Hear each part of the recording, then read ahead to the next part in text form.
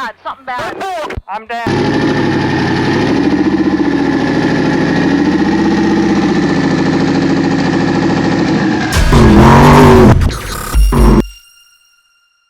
Okay, it's been about 2 weeks since we had that little incident in the dunes, and we're back in Doug's X5 garage here.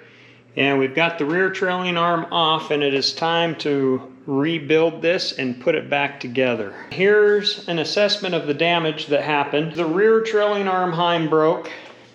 The rear inboard trailing arm heim, which was this one right here. So this was replaced out in the dunes to get the car back home. This one I have yet to replace. I did replace it last year. You can see the bearing is still good. Because of the severe hit it took, we are going to replace it with a new one. Here's the one I drilled out while we were out in the dunes.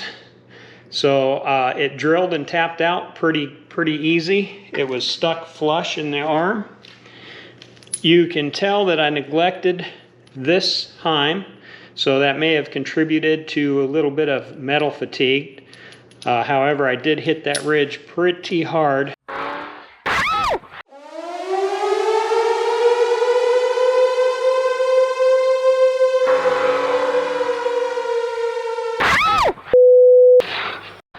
Something bad. I'm down.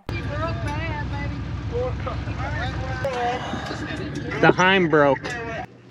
We broke the brake line. Here's the new brake line we're going to install.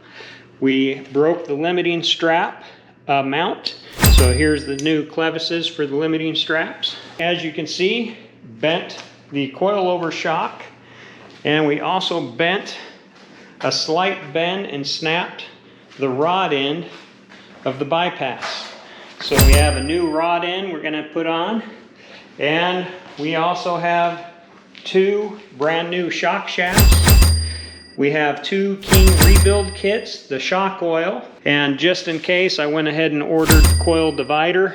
To rebuild the shocks, you need some necessary tools that make your life easier. So we have those, and we'll go through those as we rebuild the shock. And one thing you're going to want to aid in shock rebuild is a bicycle pump. And we'll show you how that works, or how we're going to incorporate that into the rebuild. And we need some red thread locker.